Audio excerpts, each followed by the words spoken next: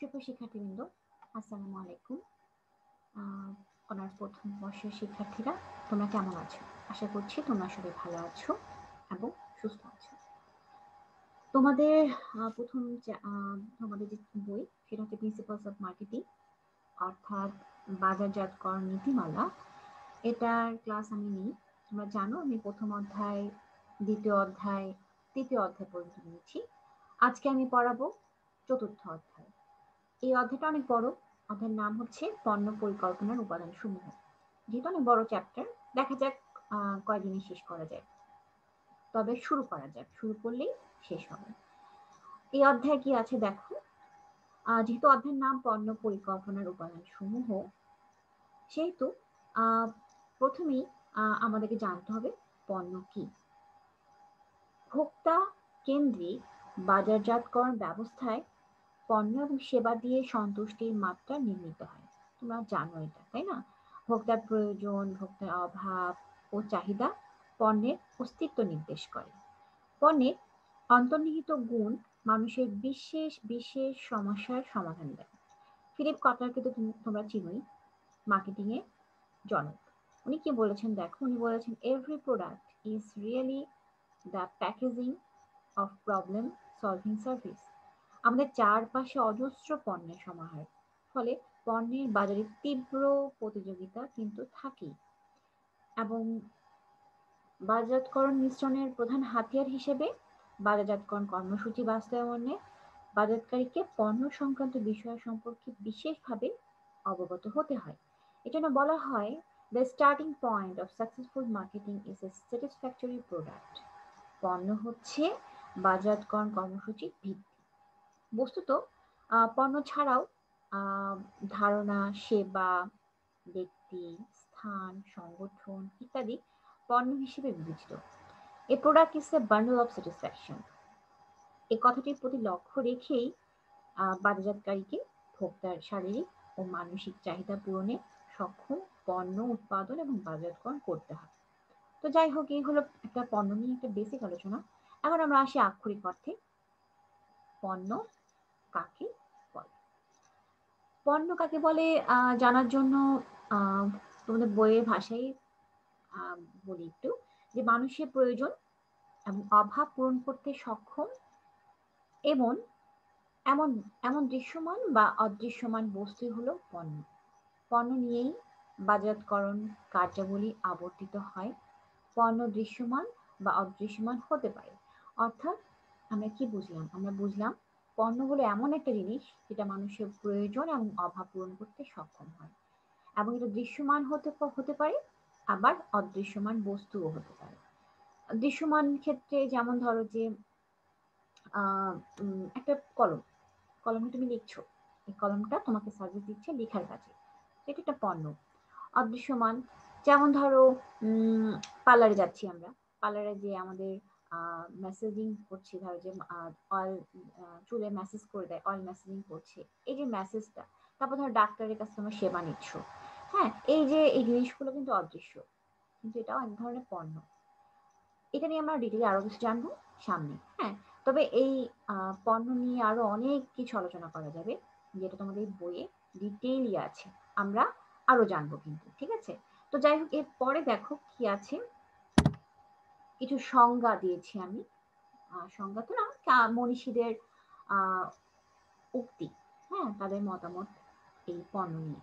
Philip কটলার এবং Gary Armstrong এর মতে, অভাব বা প্রয়োজন মেটাতে পারে এমন যা কিছু মনোযোগ আকর্ষণ, অর্জন, ব্যবহার বা ভোগের জন্য বাজারে অফার করা হয়, তাই পণ্য। সবসময় চেষ্টা করবে Philip Kotler and Gary Armstrong এর হচ্ছে ওদের উক্তিগুলো দেওয়ার। কারণ যেহেতু মার্কেটিং এর ব্যাপার, সুতরাং এদের উক্তিগুলো দিলে ব্যাপারটা খুব ব্যাপারটা ভালো দেখাবে। সত্যি কথা বলতে কি, ব্যাপারটা খুব গুরুত্বপূর্ণ হয়ে উঠবে। যাই হোক, অভাব বা প্রয়োজন মেটাতে পারে এমন যা কিছু মনোযোগ আকর্ষণ, অর্জন, ব্যবহার বা ভোগের জন্য বাজারে অফার করা হয়, তাই পণ্য। অর্থাৎ সহজ ভাষায় হচ্ছে এমন একটা জিনিস যেটা তোমার অভাব এবং প্রয়োজন মেটাতে পারবে এবং বাজারে খুব একটা চমকপ্রদ হিসেবে থাকবে, একটা আকর্ষণ করবে সবাইকে, তোর মনোযোগ আকর্ষণের একটা ক্ষমতা থাকবে, এমন জিনিস সেটা ভোগের জন্য বাজারে অফার করা হয়। তাই পণ্য, অবশ্যই অফারের ব্যাপারটা এখানে আসি। মানুষ ভোগের জন্য তো জিনিসটা কিনবে, তাই না? সুতরাং ভোগের জন্য বাজারে অফার করা হয়। সংজ্ঞাগুলো, ওনাদের যে উক্তিগুলো, এগুলো কিন্তু অন্ধের মতো মুখস্থ করবে না। খুবই গুরুত্বপূর্ণ এটা, যে তুমি নিজের মতো করে লিখতে পারো না কিন্তু এগুলো, তোমাকে এরা যা বলেছে সেটা লিখতে হবে। এই জন্য তোমাকে বুঝে শুনে এটাকে আয়ত্তে আনতে হবে, ঠিক আছে? বুঝে মুখস্থ করতে হবে। আমি বলছি না যে মুখস্থ করা যাবে না, যেহেতু এটা উক্তি, তোমাকে মুখস্থ করতেই হবে, মুখস্থ ছাড়া কোনো উপায় নেই। কিন্তু তোমাকে বুঝে যদি মুখস্থ করো তাহলে সেটা মনে থাকবে। দেখো আরেকজন কি বলছে, W J Watson, sorry W J Stanton, ওনার মতে পণ্য হচ্ছে এক সেট দৃশ্যমান ও অদৃশ্যমান গুণাবলী, যার মধ্যে প্যাকেজিং, রং, দাম, মান এবং ব্র্যান্ড অন্তর্ভুক্ত, এবং যার সাথে বিক্রেতার সেবা ও সুনাম জড়িত। এখন হচ্ছে সত্যি কথা বলতে কি, যে এই যে ব্যাপারগুলো লিখেছিল আমরা জানি, তাই না? উনি ইম্পর্টেন্ট ব্যাপারগুলোই কিন্তু ওনার উক্তির মধ্যে দিয়েছে। পণ্য হচ্ছে এক সেট দৃশ্যমান এবং অদৃশ্যমান গুণাবলী, অবশ্যই গুণাবলী, গুণ ছাড়া সেই পণ্যটা আমরা কিনবো না, তাই না? যার মধ্যে কি আছে, প্যাকেজিং আছে। তোমরা জানো এখনকার দিনে প্যাকেজিং এর গুরুত্ব সবসময় বেশি। দেখবা যে অনেক অনেক ভালো ভালো রিনাউন্ড ব্র্যান্ড গুলো তারা কয়দিন পর প্যাকেজিং চেঞ্জ করে, অনেকগুলো কারণে চেঞ্জ করে। আর তার চেঞ্জ করার মধ্যে অন্যতম কারণ হচ্ছে অ্যাট্রাকশন বাড়ানো, কাস্টমারদের চোখে লাগানো। হ্যাঁ, নতুন প্যাকেজিং, চটকদার প্যাকেজিং সবাই পছন্দ করে। এবং নট অনলি দ্যাট, অনেক সময় নকল রোধ করার জন্য হয়তোবা অনেক সময় এই কোম্পানিগুলো প্যাকেজিং চেঞ্জ করে। রং, দাম, মান, অবশ্যই কোয়ালিটির সাথে কোনো আপোষ নেই, আপোষহীন বলতে গেলে। হ্যাঁ, কোয়ালিটি খারাপ হলে যতই তুমি সুন্দর প্যাকেজিং করো না কেন, সেটা বেশি দিন চলবে না। এবং ব্র্যান্ড অন্তর্ভুক্ত, খুবই গুরুত্বপূর্ণ একটা ব্যাপারে তিনি বলেছেন, ব্র্যান্ড, ব্র্যান্ডিং এর যুগ এখন।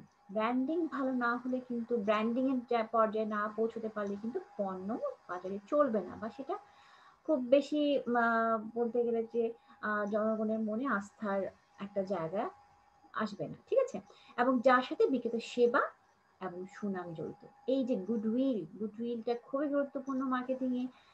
আমি বলি না যে আমাদের সুনাম অর্জন করতে কিন্তু অনেক সময় লাগে, কিন্তু একবার একটা খারাপ কিছু হলেই, সেটা রিভিউ খারাপ হয়ে গেলে সম্পূর্ণ তোমার এতদিনের যে সুনাম সেটা কিন্তু একটা, মানে বলতে গেলে যে সেটা একটা সংকটের মধ্যে পড়ে যাবে, তাই না? খুবই কনসিয়াস থাকতে হয় এই মার্কেটিং এর ক্ষেত্রে, সুনাম যেন কখনো নষ্ট না হয়। এই জন্য বলা হয় কাস্টমার ইজ দ্য কিং। তোমাকে কাস্টমারের সাথে সবসময় এভাবে ব্যবহার করতে হবে, যতই রাগ লাগুক, মেজাজ খারাপ হোক, কখনোই তার কমপ্লেইন তুমি উইথড্র করতে পারবে না। তোমাকে তার কমপ্লেইন নিতে হবে, অবশ্যই সেটা যুক্তিযুক্ত হতে হবে। তার হাতে যদি কোনো প্রমাণ থাকে তাহলে কিন্তু তুমি গেছো, ঠিক আছে? তোমাকে আর কেউ উদ্ধার করতে পারবে না। কিন্তু তুমি যদি যুক্ত যুক্ত কোনো কিছু দাঁড় করাতে পারো যে কাস্টমার যেটা বলছে সেটা ভুল, হ্যাঁ, অবশ্যই সেটা পোলাইটলি, দেন তুমি তুমি জিতে যাবে, ঠিক আছে? আচ্ছা, এই হলো ডাব্লিউ জে স্ট্যান্টনের মতে। এরপরে স্লাইডে যাই, স্কিনারের মতে দেখো কি বলেছেন। A product is anything that satisfies a need or want and can be offered in an exchange. বাংলাতে বলি, পণ্য হচ্ছে যে কোনো কিছু যা প্রয়োজন বা অভাবের সন্তুষ্টি প্রদান করতে পারে এবং বিনিময়ের জন্য অর্পণ করা যেতে পারে। অর্থাৎ অবশ্যই এটা বিনিময়ের ব্যাপারটা চলে আসে এবং সন্তুষ্টি বিধানের ব্যাপারটা চলে আসে, আমরা জানি। উনি এই কথাটাই বলেছেন এখানে। আচ্ছা, এখন আমি কিছু কথা বলি। এই যে বিখ্যাত তিনজনের আমরা যে কোটেশন পেলাম, ওখান থেকে আমরা কি কি বৈশিষ্ট্য দাঁড় করতে পারি। তার আগে আমি বলে নিই, যে আমি তোকে বললাম না, দৃশ্যমান অদৃশ্যমান অদৃশ্যমান সেবা। দৃশ্যমান সেবার মধ্যে একটা বলি, গ্রামীণ মোবাইল ফোন কি, এটা দৃশ্যমান পণ্য, কিন্তু এটি কেনার অর্থ হচ্ছে যোগাযোগ কেনা। দৃশ্যমান পণ্যের সাথেও কিন্তু অদৃশ্যমান গুণাবলী, যেমন ধরো যে বিক্রয়ত্ব সেবা, ওয়ারেন্টি, সুনাম ইত্যাদি কিন্তু অন্তর্ভুক্ত থাকে। আবার বস্তুগত পণ্য ছাড়া অদৃশ্যমান পণ্য, যেমন শিক্ষকের সেবা, ডাক্তারের সেবা, চুল কাটা ইত্যাদিও কিন্তু পণ্য হিসেবে গণ্য। আমি প্রথমে বললাম যে হয়তো তোমাদের অতটা ক্লিয়ার হয়নি, যদি আমি আবার বলছি, তাহলে আমি তোমাদের ক্লাস নিচ্ছি। এটা একটা সেবা, শিক্ষকের সেবা, ডাক্তারের সেবা, এগুলো হচ্ছে অদৃশ্য সেবা, অদৃশ্য পণ্যের মধ্যে পড়ছে। এই জন্য বাজারজাতকরণ করা হয় এবং মানুষের কাছে উপযোগ আছে এমন কিছুই হচ্ছে পণ্য। যেমন বস্তুগত পণ্য, সেবা, ব্যক্তি, স্থান, সংগঠন, অভিজ্ঞতা, ইভেন্ট, সম্পত্তি, তথ্য এবং ধারণা, এই সবগুলোই কিন্তু পণ্য। কারণ হচ্ছে এগুলো সবকিছুরই উপযোগ আছে। একটা ব্যাপার মাথায় রাখবো, উপযোগ ছাড়া কিন্তু সেটাকে পণ্য বলা যাবে না। আর উপযোগ কি? উপযোগ হচ্ছে ইউটিলিটি। এটা অর্থ হচ্ছে যেটা দিয়ে তুমি কিছু না হলেও কিছুটা যে সুবিধা তুমি পাচ্ছ, সেই সুবিধাটা হচ্ছে উপযোগ। একটা কলম নিয়ে তুমি লিখছো, কলমের কালি আছে, স্মুথলি লেখা হচ্ছে খুব ফাস্টলি। সো এটার উপযোগ কি? এই কলমের কালিটা ভালো আর খুব দ্রুত লেখা যায়। তুমি একটা কলম নিয়েছো বাট কলমের কালি নেই, তাহলে কি সেটা উপযোগিতা থাকছে? থাকছে না। সো সেটাকে পণ্য বলা যাবে না। আচ্ছা, আর কথা না বাড়ি সংখ্যা থেকে আমরা কি কি বৈশিষ্ট্য পেলাম সেটা একটু আলোচনা করি। এক নম্বরে কি পেয়েছি? পণ্য দৃশ্যমান এবং অদৃশ্যমান হতে হতে পারে, যেটা আমি এটাকে বললাম। নাম্বার 2 হচ্ছে বস্তুগত পণ্য, সেবা, ব্যক্তি, স্থান, সংগঠন, অভিজ্ঞতা, ইভেন্ট, সম্পত্তি, তথ্য, ধারণা ইত্যাদি সম্মিলিত হতে পারে। মানুষের বস্তুগত এবং অবস্তুগত প্রয়োজন, অভাব ও চাহিদা মেটাতে সক্ষম হতে হবে। অবভিয়াসলি যে পণ্য তুমি কিনছো সেটা মানুষের তার উপযোগিতা থাকতে হবে, অর্থাৎ হচ্ছে তার অভাব মেটানোর সামর্থ্য থাকতে হবে। নাম্বার 4 হচ্ছে পণ্যের বিনিময় মূল্য থাকবে। সেটা পণ্যই না, যেটা কোনো মূল্য নেই। পণ্যের অবশ্যই বিনিময় মূল্য থাকবে, তুমি সেটা একটা মূল্যের মাধ্যমে তুমি সেটা ক্রয় করবা। যেই পণ্যের কোনো বিনিময় মূল্য নেই তাকে কিন্তু পণ্যের সংজ্ঞার আওতায় ফেলা যাবে না। নাম্বার 5, পণ্যের সাথে সহযোগী গুণাবলী যেমন প্যাকেজিং, ওয়ারেন্টি, বিক্রয়ত্ব সেবা, ব্র্যান্ড অন্তর্ভুক্ত থাকে। সংজ্ঞা থেকে কিন্তু আমরা এগুলোই পেলাম, তাই না? আচ্ছা, আমরা সামনে আগে আমরা কিন্তু পণ্য নিয়ে একটা একটা মোটামুটি একটা ধারণা কিন্তু পেয়ে গেছি। সুতরাং আমরা কি বলতে পারি? মানুষের প্রয়োজন, অভাব এবং চাহিদা মেটাতে সক্ষম এমন দৃশ্যমান বা অদৃশ্যমান বস্তুকে পণ্য বলে। ক্লিয়ার? তোমাদের দেখা যাচ্ছে যে বিভিন্ন তোমাদের ভাইবাতে জিজ্ঞেস করা হয় পণ্য কি, ফ্যাল ফ্যাল করে আমাদের মুখের দিকে তাকায় থাকে।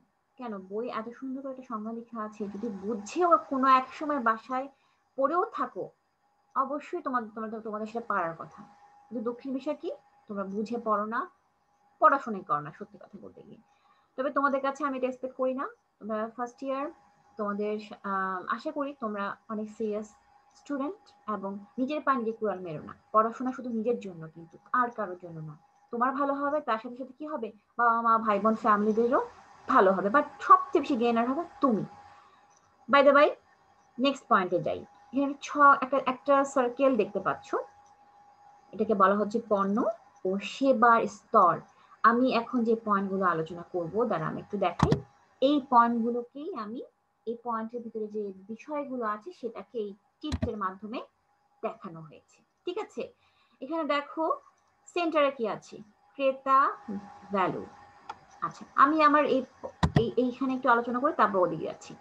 প্রথমে আসছে পণ্য এবং সেবার স্তর বা পর্যায়সমূহ। আমরা পণ্য বা সেবার স্তরকে 3 ভাগে ভাগ করতে পারি। ক্লিয়ার? প্রথমটা হচ্ছে মূল ক্রেতা ভ্যালু, দ্বিতীয়টা হচ্ছে প্রকৃত পণ্য, তৃতীয় হচ্ছে বর্ধিত পণ্য। মূল ক্রেতা ভ্যালু দেখো, বলতে গেলে কোর কাস্টমার ভ্যালু যাকে বলা হচ্ছে। পণ্যের ক্রমবিকাশের প্রথম স্তর হচ্ছে মূল পণ্য। এটি পণ্যের মুখ্য এবং কেন্দ্রীয় স্তর। এই স্তরে মূল সুবিধা বা সেবা অন্তর্ভুক্ত থাকে। তাহলে কি হলো? আমরা ফার্স্ট যে স্তর সেটা হচ্ছে মূল পণ্য, এবং এটা হচ্ছে পণ্যের মুখ্য এবং কেন্দ্রীয় স্তর। এই স্তরে কি থাকে? মূল সুবিধা বা মূল সেবাটা অন্তর্ভুক্ত থাকে। এই স্তরে ক্রেতার উদ্দেশ্য বাস্তবায়িত হয়। এখানে একজন বলেছে, অ্যাড্রিয়ান পালমার কি বলেছেন দেখুন, বলেছেন মূল পণ্য হচ্ছে একটি পণ্য বা সেবা কর্তৃক প্রদত্ত অত্যাবশ্যকীয় সুবিধা। এই জন্য বিক্রেতার কাজ হচ্ছে পণ্যের যে উপকার বা সেবা থাকে তা খুঁজে ক্রেতাদের কাছে প্রকাশ করা। আমি একটা এক্সাম্পল দিই, যেমন ধরো যে আমরা যখন ক্লোজ আপ টুথপেস্ট কিনি, খুব সুন্দর অ্যাড দেখে না টিভিতে ক্লোজ আপে? আচ্ছা, এই যে টুথপেস্ট যখন আমরা কিনছি অ্যাডের প্রতি আকৃষ্ট হয়ে, তখন আমরা কি কিনছি? আমরা কিন্তু তখন ঝকঝকে দাঁত কিনি। ক্লোজ আপের পেস্ট হচ্ছে মূল পণ্য এবং ভোক্তার কাছে উপকার বা সুবিধা বিক্রয় করতে হয়, পণ্য নয়। অর্থাৎ আমরা যে আমরা পেস্টটা কিনছি, কিন্তু আমরা কিন্তু অ্যাকচুয়ালি কি কিনছি? আমরা ঝকঝকে দাঁত কিনছি। আমরা কিন্তু এই ক্লোজ আপের পেস্ট হচ্ছে মূল পণ্য, বাট এর সেবাটা কি? এর মেইন যে ফোকাস কি, এর মেইন ফোকাস যে ব্যাপার সেটা হচ্ছে যে দাঁত ঝকঝকে করা। ঠিক আছে? সো ভোক্তার কাছে উপকার বা সুবিধা বিক্রয় করতে হয় পণ্য নয়। আমরা ফার্স্টে এটা একটা পয়েন্ট পেয়ে গেলাম। দেখো আমি যে একটু যে আলোচনা করলাম, দেখো একটু সার্কেলের মধ্যে এখানে আছে, কিন্তু দেখো ফার্স্টে কি আছে, ক্রেতা ভ্যালু। এখানে দেখো আমার কার্সরটা একটু খেয়াল করো, এখানে দেখো ক্রেতা ভ্যালু আছে, এটাকে আমরা বলছি মূল পণ্য। ক্রেতা ভ্যালুকে কি করতে হয়, যে মেইন যে ক্রেতা ভ্যালুর মেইন উদ্দেশ্য হচ্ছে সেই পণ্যটার যেটা বেস্ট, যেটা সুবিধা, সেটাকে বিক্রেতার খুঁজে বের করতে হবে, এবং সেই যে পণ্যের যে উপকার বা সেবা থাকে তা খুঁজে বের করে ক্রেতাদের কাছে পৌঁছে দেওয়া, এটাকে যেন বলা হচ্ছে ক্রেতা ভ্যালু। যেহেতু ক্রেতাদের কাছে আমাদেরকে পৌঁছে দিতে হবে এই মূল পণ্য, এটাকে ক্রেতার কাছে ভ্যালু আকারে পৌঁছে দিতে হবে। ভ্যালুটা কি, ঝকঝকে দাগ, বা যেটা তার যেটা স্ট্রেংথ পয়েন্ট, যেটা তার শক্তিশালী পয়েন্ট সেই প্রোডাক্টের, সেটা ক্রেতাকে পৌঁছে দিতে হবে। নাম্বার 2 হচ্ছে প্রকৃত পণ্য। প্রকৃত পণ্যের মধ্যে কি কি আছে দেখো, এখানে দাম, ব্র্যান্ড আছে, বৈশিষ্ট্য আছে, ডিজাইন আছে, প্যাকেজিং আছে, মান স্তর আছে। আচ্ছা, আমরা দেখো সেকেন্ড হচ্ছে প্রকৃত পণ্য। ওকে, আমি এই ছবির মধ্যেই থাকি, তাহলে তোমাদের ইজি হবে বুঝতে। দেখো প্রকৃত পণ্য নিয়ে আমি আলোচনা করছি। পণ্যের ক্রমবিকাশের দ্বিতীয় স্তর হচ্ছে প্রকৃত পণ্য। এটি দৃশ্যমান স্তর হিসেবে কিন্তু পরিচিত। ফিলিপ কটলার, গ্যারি আর্মস্ট্রং বলেছেন, the actual product exists around the core and includes the quality level, features, design, brand name and packaging. যেটা যে দেখলাম আমরা এখানে প্রকৃত পণ্যের মধ্যে কি কি আছে, বৈশিষ্ট্য আছে, ব্র্যান্ড নাম আছে, মানস্তর, প্যাকেজিং, এক্সেট্রা, এই জিনিসগুলো এর মধ্যে অন্তর্ভুক্ত। এই স্তরে বৈশিষ্ট্য সমূহ হচ্ছে যেটা বলা যে প্যাকেজিং, ডিজাইন, ব্র্যান্ড নেম ইত্যাদি। হ্যাঁ, ভোক্তা যখন ক্লোজ আপ টুথপেস্ট কিনে তখন এই সমস্ত বৈশিষ্ট্য দেখে আকৃষ্ট হয়। এভাবে ভোক্তা একই কাজে ব্যবহারের উদ্দেশ্যে প্রাপ্ত বিভিন্ন পণ্যের মধ্যে পার্থক্য বের করে।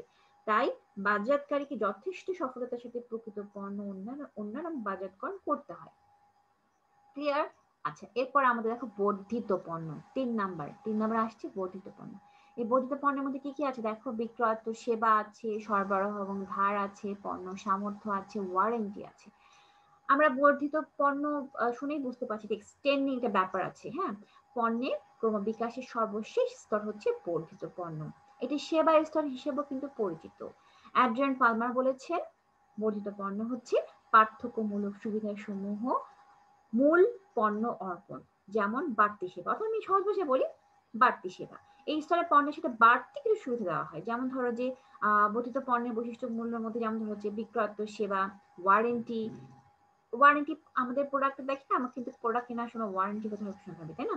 পণ্য সমর্থন, সরবরাহ, ধার ইত্যাদি। যেমন ধরো কেউ রেফ্রিজারেটর ক্রয় করতে কেউ রেফ্রিজারেটর ক্রয় করলে বিক্রেতা খুচরা যন্ত্রাংশে নিশ্চয়তা দেয়, ঠিক আছে, বিনামূল্যে বিক্রয়ত্ব সেবা নিশ্চয়তা দেয়, কিস্তিতে মূল্য পরিশোধের সুযোগ দেয়, নির্দিষ্ট সময় পর্যন্ত ওয়ারেন্টি দেয় ইত্যাদি। এগুলো হলো বর্ধিত পণ্যের সুবিধাগুলো। আচ্ছা, এই হচ্ছে এগুলো হলো 3টা মেইন স্তর হচ্ছে পণ্য বা সেবার স্তর বা পর্যায় সমূহ। খুবই গুরুত্বপূর্ণ একটা কোশ্চেন। সুতরাং আমরা কি বলতে পারি, লাস্টে বলতে পারি যে ক্রেতা বা ভোক্তা পণ্য বা সেবা ক্রয়ের সময় উপরিক্ত এই 3টে স্তরকে আমরা গুরুত্বের সাথে বিবেচনা করব, এবং তাই বাজারকারীকে পণ্য উন্নয়ন এবং বাজারকরণের ক্ষেত্রে পণ্যের 3টি স্তরকে বিশেষভাবে বিবেচনা করতে হয়। এরপরে স্লাইডে যাই। এরপরে আমি একটা তোমাদের বইয়ের ছবিটি তুলে দিয়েছি স্লাইডে। দেখো এখানে পণ্যের শ্রেণী বিভাগ বা প্রকারভেদ করেছি। এই যে টোটাল যে পণ্য যে শ্রেণী বিভাগ তোমরা দেখছো আমাদের এই চ্যাপ্টারটা এগুলো নিয়ে, ঠিক আছে? খুব কঠিন কিছু না। আমরা এখানে ভোগ্য পণ্য নিয়ে আছি, শিল্প পণ্য নিয়ে আছি। এই যে ভোগ্য পণ্য এবং শিল্প পণ্যের যে অনেকগুলো শাখা পোশাখা ক্লাসিফিকেশন আছে, সেগুলো নিয়েই আমরা আলোচনা করবো। এবং আমাদের পরীক্ষা কিন্তু কোশ্চেনগুলো আসে। সুতরাং এই যে ছকটা খুব ভালোভাবে দেখে রাখো, একদম বলতে গেলে মাথার মধ্যে গেঁথে রাখো, যেন না ভুলে যায়। এই ছকটা অর্ধেক মুখস্থ করা মানেই হচ্ছে তোমার মাথায় তোমার এই চ্যাপ্টার সম্বন্ধে একটা ক্লিয়ার একটা ধারণা চলে আসে, ঠিক আছে? আচ্ছা, দেখো পণ্যকে আমরা প্রথমে 2 ভাগে ভাগ করতে পারি, ভোগ্য পণ্য এবং শিল্প পণ্য বা ব্যবসায় পণ্য। ভোগ্য পণ্যকে দেখো ভাগ করা যায় সুবিধা পণ্য, শপিং পণ্য, বিশিষ্ট পণ্য, অযোজিত পণ্য, এই 4 ভাগে। এই যে সুবিধা পণ্যকে আবার ভাগ করা যাচ্ছে প্রধান পণ্য, লোভনীয় পণ্য, জরুরি পণ্য। আবার শপিং পণ্যকে আবার ভাগ করা যাচ্ছে সমজাতীয় শপিং পণ্য, অসমজাতীয় শপিং পণ্য। এদিকে দেখো আবার অযাচিত পণ্যকে ভাগ করা যাচ্ছে নতুন অযাচিত পণ্য, নিয়মিত অযাচিত পণ্য। এগুলো হচ্ছে ভোগ্য পণ্যের ক্লাসিফিকেশন। পরীক্ষা কেমন করে আসে কোশ্চেন গুলো জানো? পরীক্ষায় দেখা যাচ্ছে যে কোনো একটা সংজ্ঞা দেখে দিতে পারে যে অযোচিত পণ্য বলতে কি বুঝো, কয়েকটা এক্সাম্পল দাও, দিলে একটা হ্যাঁ কোশ্চেন, কি করবা তখন তুমি? না পড়লে জিরো পেয়ে বসে থাকবে। ওকে, আচ্ছা শিল্প পণ্যকে দেখো কয় ভাগে ভাগ করা যায়। একে ভাগ করার প্রথমত গিয়েছে মালামাল এবং খুচরা যন্ত্রাংশ নিয়ে, মূলধন জাতীয় পণ্য নিয়ে, সরবরাহ এবং সেবা নিয়ে। তারপর হচ্ছে দেখো মালামাল এবং ক্ষুদ্র যন্ত্রাংশকে ভাগ করা গেছে কাঁচামাল, প্রস্তুতকৃত মালামাল এবং খুচরা যন্ত্রাংশ। ঠিক আছে, সরি খুচরা হবে, এটা ভুল ভুল প্রোনাউন্সিয়েশন করেছি, ঠিক করে নাও। কাঁচামালকে ভাগ করছি কৃষি পণ্য, প্রাকৃতিক পণ্য। আবার প্রকৃত মালামাল এবং খুচরা যন্ত্রাংশকে ভাগ করা হয়েছে মালামাল উপাদান, খুচরা যন্ত্রাংশ উপাদান। এই তারপরে দেখো মূলধন জাতীয় পণ্যকে আবার ভাগ করা গেছে স্থাপনা এবং আনুষঙ্গিক। তারপর ধরো সেবা সরবরাহ এবং সেবাকে ভাগ করা গেছে সরবরাহ এবং ব্যবসায় সেবা। এই তো টোটালি একটা আমরা একটা বলতে গেলে বার্ডস আই ভিউ পেলাম, তাই না? আচ্ছা ডিটেইলি আলোচনা করে দেখো। আমাদের প্রথমে আছে ভোগ্য পণ্য, তাই না? ভোগ্য পণ্য নিয়ে আমরা আলোচনা করি। ভোগ্য পণ্য বলতে কি বোঝায়? ভোগ্য পণ্য বলতে কি বোঝায়? ভোগ্য পণ্য শুনলে বুঝতে পারছো যেটা আমরা ভোগ করি, তাই না? চূড়ান্ত ভোগের উপযোগী পণ্যই ভোগ্য পণ্য। যে সকল পণ্য ভোগ বা ব্যবহারের পূর্বে পুনঃ প্রক্রিয়াজাতকরণ, পুনঃসংযোজন, পরিশোধন ইত্যাদির প্রয়োজন হয় না এবং কেবল ভোক্তারা নিজেদের ব্যক্তিগত বা পারিবারিক ব্যবহারের উদ্দেশ্যে দৈনন্দিন জীবন ধারণের জন্য ক্রয় করে, সে সকল পণ্যকে ভোগ্য পণ্য বলা হয়। যেমন সংবাদপত্র, টুথপেস্ট, চাল, ডাল, চিনি ইত্যাদি। মানে আমাদের যেটা লাগে, আমাদের সকালে ঘুম থেকে উঠে আমরা কি দাঁত না ব্রাশ করে থাকি? অসম্ভব ব্যাপার, ভাবতেই পারি না, সো আমাদের টুথপেস্ট লাগবেই। চাল লাগে, ভাত না খেলে তো আমরা বাঙালি থাকতেই পারি না। ঠিক আছে, ৩ বেলা ভাত খাওয়া দরকার। যতই পেটে ভুঁড়ি বাড়ুক না কেন, ভাত আমাদের দরকারি। ডাল, চিনি, হ্যাঁ। তো এই যে সংবাদপত্র, সকালে ঘুম থেকে উঠে আমাদের চায়ের কাপের সাথে একটা সংবাদপত্র হতেই হবে। আয়েশি জীবন, আহা।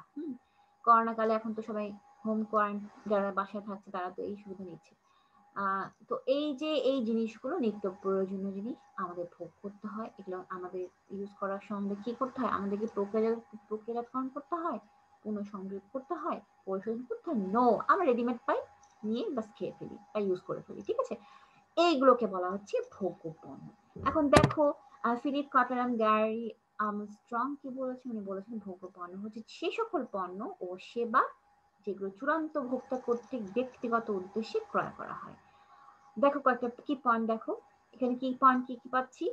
চূড়ান্ত ভোক্তা, সুতরাং আলটিমেটলি যারা লাস্টে যারা মেইন ভোক্তা, মানে যারা আসলে জিনিসটা পেলাম খেয়ে ফেলি, একে বলা চূড়ান্ত ভোক্তা। হ্যাঁ, এরা কি করে? ব্যক্তিগত উদ্দেশ্যে ক্রয় করে এবং হচ্ছে পার্সোনাল, ফর পার্সোনাল পারপাস। হ্যাঁ, ব্যক্তিগত উদ্দেশ্যে ক্রয় করছে, একে বলা হচ্ছে ভোগ্য পণ্য। ডাব্লিউ.জি. স্ট্যান্টন কি বলেছেন? বলেছেন কোন রকম ব্যবসায় উদ্দেশ্য ছাড়া গৃহস্থালী ভোক্তাদের ব্যবহৃত পণ্যই ভোগ্য পণ্য। আরো বলেছেন যে, আর একটু ক্লিয়ার করে বলছে গৃহস্থালী, সহজ কথা। আমাদের নিত্য প্রয়োজনীয় গৃহস্থালী কাজে যে জিনিসগুলো আমাদের দরকার। দেখো না তোমাদের মারা কি করে, তাদের লিস্ট দিয়ে দেয়। এখন করোনার সময় সবসময় তো বের হওয়া যায় না, বাবার হাতে দিয়ে দিতে লম্বা লিস্ট, এগুলো নিয়ে আসো, 7 দিন চালাবো আমি, আর বের হতে হবে না তোমাকে। লিস্টের মধ্যে কি কি থাকে? চাল, ডাল, আটা, ময়দা, হ্যান ত্যান, তাই না? এই যে জিনিসগুলো সদাইপাতি বা জরুরি জিনিসগুলো, সেগুলো হচ্ছে গৃহস্থালী কাজে, সেগুলো সবই হচ্ছে ভোগ্য পণ্য। ওকে, আচ্ছা। তারপরে দেখো, তারপরে আমাদের আসছে সংজ্ঞা থেকে আমরা কি কি পাচ্ছি। এই যে আমি যে সংজ্ঞাগুলো বললাম ভোগ্য পণ্যের, আমরা কিছু বৈশিষ্ট্য পেলাম। যেমন ধরো 1 নম্বর হচ্ছে ভোগ্য পণ্য ব্যক্তিগত পারিবারিক ভোগের জন্য ব্যবহার করা হয়। ক্লিয়ার, আর বলছি না, সংজ্ঞাটি পেয়ে গেছি, আমি আলোচনা করেছি। নাম্বার 2 হচ্ছে চূড়ান্ত ভোক্তা এই পণ্য ক্রয় করে, সংজ্ঞাটি ছিল। অল্প অল্প পরিমাণে এই পণ্য ক্রয় করা হয়, এক গাদা একসঙ্গে নিয়ে কিন্তু আমরা ক্রয় করি না, আমরা এখানে অল্প অল্প করে ক্রয় করি, এটা একটা বৈশিষ্ট্যের মধ্যে পড়ছে। নাম্বার 4 হচ্ছে ক্রেতারা খুব ঘন ঘন ভোগ্য পণ্য ক্রয় করে। ভাত, চাল, চাল আমাদের সবসময় কিনতে হয়, তাই না? আমরা চাল শেষ হয়ে গেলে আবার চাল কিনতে যাবো, ওই একই প্রোডাক্টই কিনতে যাবো, ঘন ঘনই কিনবো। হ্যাঁ, ভোগ্য পণ্য আসলে ভোগ না করে থাকা যায় না, সহজ কথা। তো সেটাকে খুব ঘন ঘন কিনতেই হবে। তো এই হলো, আমরা বলতে পারি যে সকল পণ্য ভোক্তারা অব্যবসায়িক উদ্দেশ্যে কোন রকম পুনঃ প্রক্রিয়াজাতকরণ ছাড়াই ব্যক্তিগত বা পারিবারিক ভোগ বা ব্যবহারের জন্য ক্রয় করে, সে সকল পণ্যকে ভোগ্য পণ্য বলা হয়। ক্লিয়ার? এই হলো সংজ্ঞা। এখন দেখো ভোগ্য পণ্যের শ্রেণীবিভাগ বা প্রকারভেদ। এই যে আমরা ভোগ্য পণ্য সম্বন্ধে জানলাম, এর কিছু শ্রেণীবিভাগ রয়েছে। চূড়ান্ত ভোগের উপযোগী পণ্য তো ভোগ্য পণ্য, তাই না? সুতরাং এই ভোগ্য পণ্যকে আমরা কিছু ক্লাসিফাই করতে পারি। এই যে আমরা একটু আগে আমি দেখালাম না ভোগ্য পণ্যের যে ক্লাসিফিকেশন গুলো, এই সেই চারটা আবার দিলাম, জাস্ট এটাকে ভোগ্য পণ্যকে আলাদা করে করা হয়েছে। হ্যাঁ, আলাদা করে করা হয়েছে। দেখো এখানে আমরা ভোগ্য পণ্যের বৈশিষ্ট্যের দিকে যাচ্ছি। হ্যাঁ, ভোগ্য পণ্যের বৈশিষ্ট্যের দিকে প্রথমে আমরা আসছি। মেইন যে বৈশিষ্ট্য সেটাকে আমরা সেই কয়টা পয়েন্টে দাঁড় করেছি। ক্রয়ের উদ্দেশ্য, ব্যক্তিগত বা পারিবারিক চূড়ান্ত ভোগে বা ব্যবহারের উদ্দেশ্যে ভোগ্য পণ্য ক্রয় করা হয়। সহজ কথা, তাই না? নাম্বার 2 হচ্ছে স্বল্প পরিমাণে ক্রয়। প্রথমে বলে রাখি, আমি যে সংজ্ঞা বললাম, সংজ্ঞা থেকে কিন্তু বৈশিষ্ট্যগুলো পেয়েছি। মিনিমাম মেইন বলতে গেলে মেইন বৈশিষ্ট্যগুলো কিন্তু সংজ্ঞাতে ছিল, তারপর আরো কিছু ফাইন্ডিং হয়েছে, সেগুলো আমি 10টা পয়েন্ট এসেছে, সেগুলো আমরা আলোচনা করি। নাম্বার 2 হচ্ছে স্বল্প পরিমাণে ক্রয়, যেটা আমি তোকে বললাম যে ভোগ্য পণ্যের জন্য বেশি মূলধন বিনিয়োগের প্রয়োজন হয় না, তাই একক মূল্য সাধারণত অত্যন্ত কম হয়, এই জন্য প্রয়োজন অনুযায়ী সুবিধাজনক স্থানে পাওয়া যায় বলে স্বল্প পরিমাণে সহজে ক্রয় করতে পারে। নাম্বার 3 হচ্ছে ক্রেতার সংখ্যাধিক্য। ক্রেতারা বিক্ষিপ্ত ভাবে অবস্থান করে বলে পণ্যের বাজার অত্যন্ত ব্যাপক, তাই ক্রেতারা সংখ্যায় অনেক বেশি, ফলে বিভিন্ন ধরনের মধ্যস্থ ব্যবসায়ের মাধ্যমে ক্রেতাদের নিকট পণ্য পৌঁছানো হয়। নাম্বার 4 হচ্ছে দীর্ঘ বন্টন প্রণালী। ভোগ্য পণ্যের ক্রেতারা সারা দেশে ছড়িয়ে ছিটিয়ে থাকে বলে উৎপাদনকারীর পক্ষে তাদের কাছে পণ্য পৌঁছানো সম্ভব হয় না, তাই দীর্ঘ বন্টন প্রণালী ব্যবহার করতে হয়। নাম্বার 5 হচ্ছে প্রসার হাতিয়ার। ভোগ্য পণ্য বাজারকরণের প্রসার হাতিয়ারগুলোর মধ্যে বিজ্ঞাপন এবং বিক্রয় প্রসার অধিক কার্যকর। নাম্বার 6 হচ্ছে বিস্তৃত বাজার। ভোগ্য পণ্যের ক্রেতা এবং ব্যবহারকারী বিপুল সংখ্যক এবং সারা দেশে বিক্ষিপ্ত অবস্থায় থাকে, ফলে বাজারও অত্যন্ত বিস্তৃত হয়। নাম্বার 7 প্রত্যক্ষ চাহিদা। ভোগ্য পণ্যের চাহিদা অন্য কোনো পণ্যের উপর নির্ভরশীল নয়, সরাসরি ভোগ বা ব্যবহারের উদ্দেশ্যে এই পণ্য কেনা হয়, এই জন্য ভোগ্য পণ্যের চাহিদা প্রত্যক্ষ। নাম্বার 8 চূড়ান্ত ব্যবহার। ভোগ্য পণ্যের অন্যতম বৈশিষ্ট্য হচ্ছে চূড়ান্ত ব্যবহার। কোন রকম পুনঃপ্রক্রিয়াজাতকরণ ছাড়াই ভোগ্য পণ্য ব্যবহার করা যায়। নাম্বার 9 প্রতিযোগিতা। ভোগ্য পণ্যের বাজারে অধিক পণ্য বিকল্প পণ্যের উপস্থিতি আছে, মূল্য, মান ইত্যাদির কারণে ব্যাপক প্রতিযোগিতা বিদ্যমান। সুতরাং বলা যায় যে ভোগ্য পণ্যে কিন্তু প্রচুর প্রতিযোগিতা থাকে। সো যারা মার্কেটিং এর কাজে আছে তারা কিন্তু খুব কনসিয়াস থাকতে হয় যে পণ্য বিকোচ্ছে কিনা, সো এই ব্যাপারে খুব কেয়ারফুল থাকতে হয়। নাম্বার 10 হচ্ছে পরিবর্তিত ফ্যাশন। ভোগ্য পণ্যের ফ্যাশন দ্রুত পরিবর্তনশীল, অনেক পণ্যই পূর্ণতা স্তরে পৌঁছানোর পূর্বেই বাজার থেকে বিলীন হয়ে যায়, তাই উৎপাদনকারীকে প্রতিনিয়ত পণ্য উন্নয়নের প্রতি গুরুত্বারোপ করতে হয়। সুতরাং বলা যায় শেষে ভোগ্য পণ্যে ভোক্তাদের সাধারণ উদ্দেশ্য বিক্রি করা, ভোগ্য পণ্যে ভোক্তাদের উদ্দেশ্যে বিক্রি করা হয়, এবং এই ভোগ্য পণ্যের যে বৈশিষ্ট্যগুলো বলছি, যে আমি বললাম, এগুলো কিন্তু সবসময় ফলো করতে হবে এবং এগুলো এই বৈশিষ্ট্যগুলো এর মধ্যে বিদ্যমান থাকবে। তো এই হলো ভোগ্য পণ্যের বৈশিষ্ট্য। নেক্সট স্লাইডে আমরা যাই। ভোগ্য পণ্য বাজারকরণের বিবেচ্য বিষয় বা বাজারকরণ পদ্ধতি। এখানে আমাদের যে হচ্ছে যে আমরা যে ভোগ্য পণ্য মার্কেটিং এর সেক্টরে যাব, সেখানে কিছু রুলস আছে, কিছু মেথডস আছে। সেগুলো কি? সেগুলো আমাদের ফলো করে যেটা হবে যে আমাদের দক্ষতার সাথে কিন্তু আমরা ভোগ্য পণ্য বিক্রি করতে পারবো। প্রথমে হচ্ছে দোকানের অবস্থান। এখানে যে বিবেচ্য বিষয়ের মধ্যে এক নম্বর হচ্ছে দোকানের অবস্থান। দেখো দোকানের অবস্থানের মধ্যে বলতে গেলে চাহিদা সৃষ্টির সাথে সাথে কিন্তু ভোক্তা পণ্য ক্রয় করতে চায়, তাই না? এছাড়া পণ্য ঘন ঘন ক্রয় করা হয়, তাই বাণিজ্যিক কেন্দ্রে, আবাসিক এলাকায়, পাড়া মহল্লায়, লোকালয়ের কাছে এ পণ্য পাওয়ার নিশ্চয়তা বিধান করতে হবে। তাহলে কি বলছি, আমাদের ব্যাপারটা হচ্ছে না, সেটা যেন রিচ, মানে বলতে গেলে অ্যাভেলেবিলিটি যেন থাকে, দোকানটা যেন কাছে থাকে, যেন আমি চাইলে সেটা আমার রিচেবল হয়। তো এটাকে খুব গুরুত্ব সহকারে নিতে হবে। এটা এক নাম্বারে কিন্তু দেখা আছে। নাম্বার 2 হচ্ছে চাহিদা এবং যোগানের সমন্বয়। অবশ্যই নিত্যদিনের প্রয়োজনে ভোগ্য পণ্য ক্রয় করা হয়, তাই চাহিদা সৃষ্টির সাথে সাথে যোগানের যোগানের অব্যাহত থাকতে হবে। এই জন্য চাহিদা এবং যোগানের সমন্বয় অত্যন্ত গুরুত্বপূর্ণ বিবেচ্য বিষয়। নাম্বার 3 হচ্ছে বন্টন প্রণালী। ভোগ্য পণ্যের ভোক্তারা সারা দেশে বিক্ষিপ্তভাবে থাকে, ফলে দীর্ঘ বন্টন প্রণালী ব্যবহার করতে হয়। বিভিন্ন মধ্যস্থ ব্যবসায়ীর সহায়তায় ভোগ্য পণ্য বাজারকরণ করতে হয় বলে বন্টন প্রণালী অত্যন্ত গুরুত্বপূর্ণ বিবেচ্য বিষয়। নাম্বার 4 হচ্ছে আয় বিবেচনা। সমাজের সকল ভোক্তার আয় একরকম নয়, ফলে পণ্যভেদে ব্যয়ের ধরনও পৃথক হয়ে থাকে। এই জন্য বাজারকারীকে একই ভোগ্য পণ্য বিভিন্ন ধরনের এবং বিভিন্ন দামের জন্য বিবেচনায় রেখে বাজার করতে হয়। তাই ভোগ্য পণ্য বাজারকরণে আয় বিবেচনা করতে হয়। নাম্বার 5 হচ্ছে ক্রয় আচরণ। ভোগ্য পণ্য ক্রয়কালে ভোক্তারা কি ধরনের আচরণ করে তা বাজারকারীকে অত্যন্ত সতর্কতার সাথে লক্ষ্য রাখতে হয়। ভোক্তারা এক দামে ক্রয় করে না, দর কষাকষি করে, প্রতিযোগী পণ্যের সাথে তুলনা করে। তাই ক্রয় আচরণ একটা খুব গুরুত্বপূর্ণ বিষয়। সুতরাং বললাম না কাস্টমার সাথে কি, কাস্টমার সাথে খারাপ ব্যবহার করা যাবে না। কাস্টমাররা যতই বার্গেনিং করুক, যতই হচ্ছে যে আহ আহ উচ্চবাচ্য করুক, তোমাকে কাম এন্ড কোয়াইট থাকতে হবে, ঠিক আছে? নাম্বার 6 হচ্ছে চাহিদার প্রকৃতি। বিভিন্ন ধরনের ভোগ্য পণ্যের চাহিদা বিভিন্ন রকম হয়। যেমন ধরো দৈনন্দিন জীবনে প্রয়োজন সুবিধা পণ্য, মাঝে মাঝে প্রয়োজন শপিং পণ্য, হঠাৎ প্রয়োজন জরুরি পণ্য। এই জন্য ভোগ্য পণ্যের ক্ষেত্রে চাহিদার প্রকৃতি বিবেচনা করতে হয়। পণ্য তুলনা। অনেক সময় ভোক্তা পণ্য ক্রয়ের সময় বিভিন্ন ব্র্যান্ডের পণ্যের সাথে তুলনা করে দেখে। তাই বিক্রেতাকে বিভিন্ন ব্র্যান্ডের ভোগ্য পণ্য রাখতে হয়। তুমি একটা জায়গায় হচ্ছে বিভিন্ন ব্র্যান্ডের তোমাকে পণ্য রাখতে হবে, যেহেতু কাস্টমাররা বিভিন্ন রকম পণ্য কম্পেয়ার করবে। সো তুমি একটা পণ্য রেখে বিক্রি করতে পারবে না, তোমাকে বিভিন্ন পণ্য সেখানে রাখতে হবে। নাম্বার 8 হচ্ছে ব্র্যান্ড এন্ড প্যাকেজিং। ভোগ্য পণ্যের ব্র্যান্ড এবং প্যাকেজিং অত্যন্ত গুরুত্বপূর্ণ বিবেচ্য বিষয়। অনেক ভোগ্য পণ্যের বাজার ব্র্যান্ড প্যাকেজিং এর কারণে কিন্তু ওঠানামা করে। নাম্বার 9 হচ্ছে স্টাইল ও ফ্যাশন। সময়ের সাথে সাথে স্টাইল এবং ফ্যাশন পরিবর্তনশীল, তোমরা জানো খুব দ্রুত পরিবর্তন হয়। অনেক ভোগ্য পণ্য যেমন ধরো টেলিভিশন, মোবাইল ফোন, ফ্রিজ, নতুন স্টাইলের জুতা, যে স্টাইল এবং ফ্যাশন দ্বারা প্রভাবিত হয় বলে বাজারকারীকে বিশেষভাবে বিবেচনা করতে হয়। যেমন ধরো আমি একটা ফোন যদি আমি 5 বছর আগে কিনেছি, সেটার এখন তোমার পার্স নষ্ট হয়ে গেলে কিন্তু সেটা অ্যাভেলেবল না, কারণ এই জিনিসগুলো কিন্তু চেঞ্জ হচ্ছে, ঠিক আছে? এবং এই যে চেঞ্জিং এর সাথে সাথে তাল মিলানো এটা খুব টাফ। মার্কেটিং এটা একটা চ্যালেঞ্জিং বলতে গেলে এই জিনিসটা, হ্যাঁ? তো এটা কিন্তু খেয়াল রাখতে হয়। নাম্বার 10 হচ্ছে প্রসারমূলক কার্যক্রম। প্রসারমূলক কার্যক্রমের মধ্যে দেখো ভোগ্য পণ্যের বাজারে তীব্র কিন্তু প্রতিযোগিতা বিদ্যমান। তাই প্রসারমূলক কার্যক্রমের মাধ্যমে বিজ্ঞাপন এবং বিক্রয়ের প্রসার অধিক কার্যকর। এই জন্য বাজারকারীকে ভোগ্য পণ্যের ক্ষেত্রে প্রসারমূলক কার্যক্রমকে বিবেচনা করতে হয়।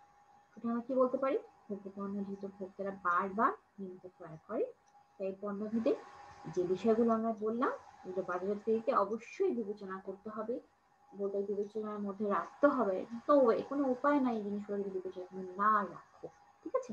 তো এই হলো ভোগ্য পণ্য বাজারকরণের বিবেচ্য বিষয় বা বাজারকরণ পদ্ধতি। ক্লিয়ার? তোমাদের কিন্তু পরীক্ষায় আসে এই কোশ্চেনটা, বি কেয়ারফুল, পয়েন্টগুলো মনে রাখার চেষ্টা করবে।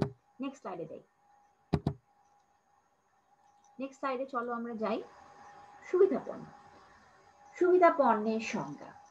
আমরা কিন্তু দেখো ভোগ্য পণ্যের চার্টটা মনে আছে? সেই চার্টে কিন্তু ভোগ্য পণ্যের ক্লাসিফিকেশনের মধ্যে কিন্তু কি ছিল? প্রথমেই ছিল সুবিধা পণ্য। আমি বলেছিলাম না যে ভোগ্য পণ্যের ক্লাসিফিকেশন গুলো সবগুলো আমি আলোচনা করব। এই তো শুরু হয়ে গেল আলোচনা করা। প্রথমে ছিল সুবিধা পণ্য। সুবিধা পণ্যের সংজ্ঞায় দেখো আমরা সুবিধা পণ্য বলতে কি বোঝাই। সুবিধা পণ্য এক ধরনের ভোগ্য পণ্য যার চাহিদা সাধারণত নিয়মিত থাকে এবং মানুষ অল্প সময়ে ব্যয় ও ন্যূনতম প্রতিষ্ঠায় বাসস্থানের আশেপাশে অত্যন্ত সহজেই পেতে চায়।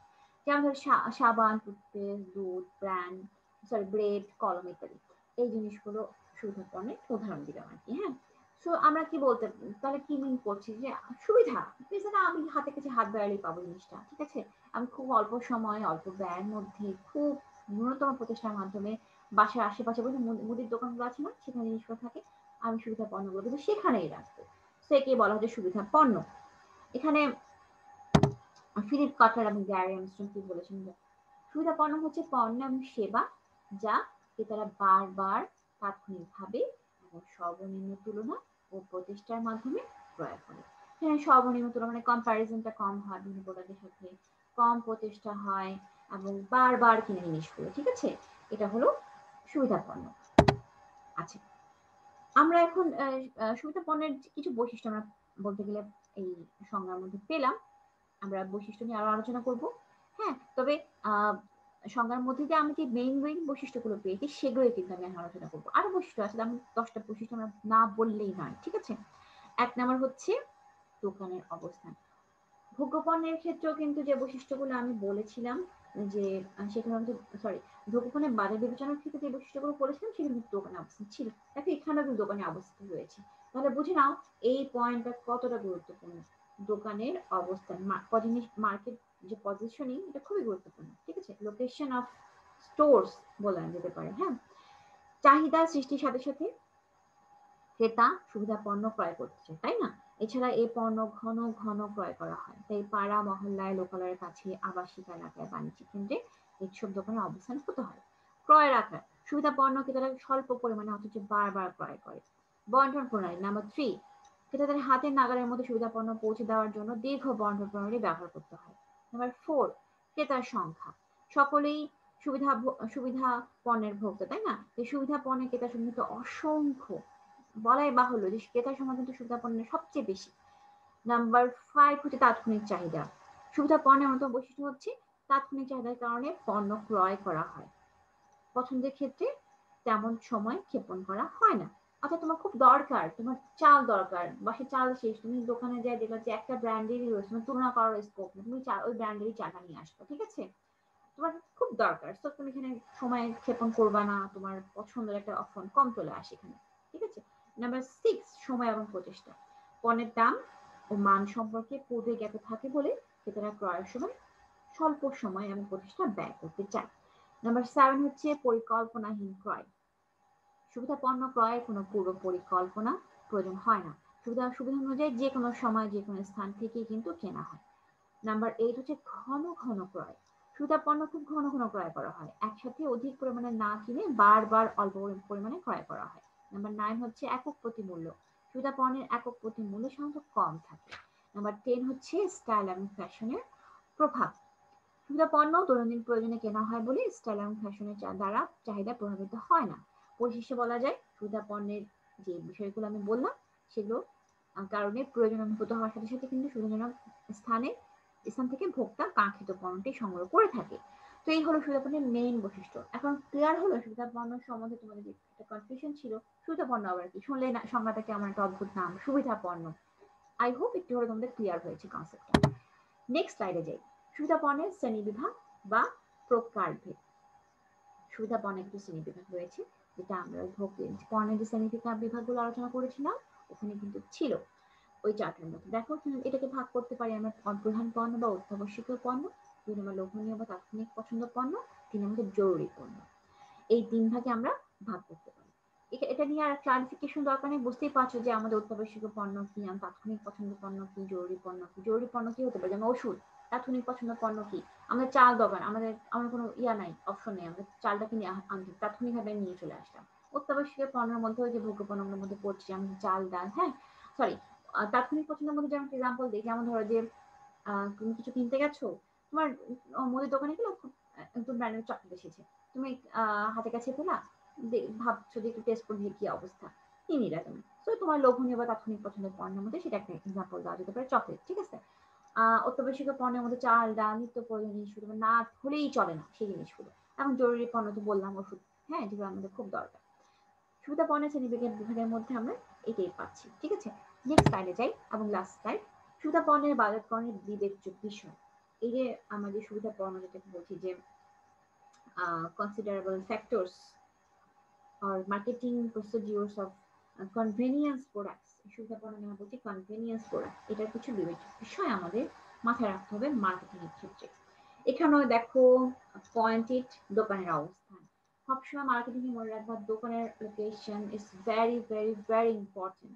ঠিক আছে, যেমন দেখো না যে রাস্তার সামনে দোকানগুলোর দাম অনেক বেশি, জমির দাম অনেক বেশি, দোকানের ভাড়া অনেক বেশি। কেন বেশি?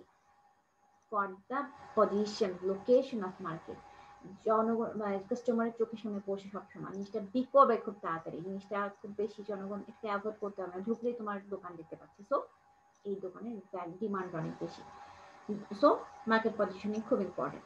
সুবিধা পণ্যের ক্ষেত্রে দোকানের অবস্থান অত্যন্ত গুরুত্বপূর্ণ। সাধারণত ক্রেতাদের ক্রয়ের ক্ষেত্রে সুবিধাজনক স্থানে এই ধরনের পণ্যের দোকান স্থাপন করতে হয়। ক্রেতা স্বল্প পরিশ্রম এবং স্বল্প সময়ের মাধ্যমে এরূপ পণ্য ক্রয় করতে চায় বলে চলাচলের পথে বা বাসস্থানের নিকট স্থানে দোকান স্থাপন করতে হয়। নাম্বার 2 হচ্ছে বন্টন প্রণালী। সুবিধা পণ্যের ক্রেতার সংখ্যা অসংখ্য, তাই এক্ষেত্রে বলতে গেলে যে প্রত্যক্ষ বাজারকরণ ফলপ্রসূ নয়, ফলে দীর্ঘ বন্টন প্রণালী ব্যবহার করতে হয়। এজেন্ট, প্রতিনিধি, খুচরা কারবারি, পাইকারি ইত্যাদি বিপুল সংখ্যক মধ্যস্থ ব্যবহারকারীর সাহায্য ব্যতীত এইসব স্থানে এখানে কিন্তু বিভিন্ন স্থানে পণ্য পৌঁছানো সম্ভব হয় না। নাম্বার 3 হচ্ছে পণ্যের জীবন চক্র। সুবিধা পণ্যের জীবন চক্র ক্ষণস্থায়ী, অন্যান্য পণ্যের জীবন চক্রের ন্যায় ও পণ্যের জীবন চক্র এটা স্থায়ী হয় না। হ্যাঁ, তাই পণ্য উন্নয়ন এবং নতুন পণ্য উদ্ভাবন পরিকল্পনা করতে হয়। 4 নম্বর বিকল্প পণ্য। সুবিধা পণ্য প্রাপ্তিতে ঘাটতি দেখা দিলে ক্রেতারা বিকল্প পণ্যের ক্রয়ের চেষ্টা করে।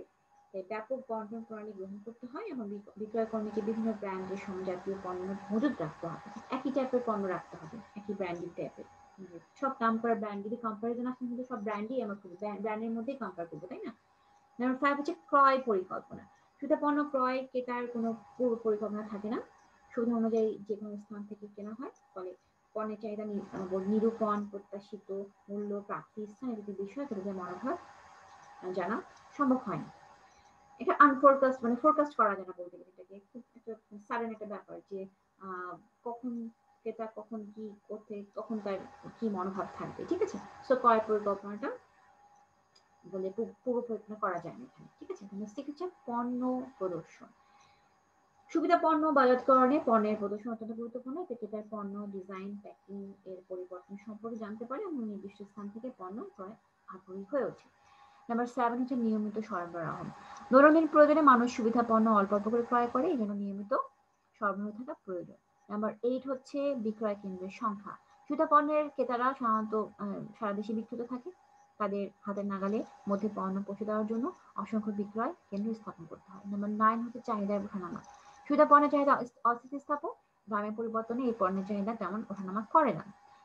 নাম্বার 10 হচ্ছে প্রচারমূলক কার্যক্রম। সুবিধা পণ্যের বিক্রয় বৃদ্ধির জন্য প্রসারমূলক কার্যক্রম গ্রহণ করতে হয়। বিভিন্ন গণমাধ্যম তথা সংবাদপত্র, ম্যাগাজিন, রেডিও, টেলিভিশন, সাইনবোর্ড ইত্যাদির মাধ্যমে পুনঃ পরিচিতিমূলক বিজ্ঞাপন প্রচার করতে হয়। মান নির্ধারিত শিল্প পণ্যের জন্য বিজ্ঞাপন এবং মান অনির্ধারিত কৃষি পণ্যের জন্য ব্যক্তিক বিক্রয় প্রতিষ্ঠা কার্যকর। পরিশেষে বলা যায় সুবিধা পণ্যের বাজারকরণে যে বিষয়গুলো আমি আলোচনা করলাম সেগুলোকে অবলম্বন করে কাঙ্ক্ষিত লক্ষ্যমাত্রা অর্জন করা সম্ভব। তো আজকে এই পর্যন্ত। তোমরা সবাই ভালো থেকো, বাসায় থেকো, অকারণে বাড়ি বাইরে বের হবে না। করোনা কিন্তু বলতে গেলে এখনো খুব বাজে অবস্থা। আমার অনেক রিলেটিভস করোনায় আক্রান্ত, সুতরাং এটাকে হালকাভাবে নিবা না, বাসা থেকে পড়াশোনা করবা। ঠিক আছে, আমার সাথে এতক্ষণ আমার সাথে থাকার জন্য তোমাদের সবাইকে অসংখ্য ধন্যবাদ। আল্লাহ হাফেজ।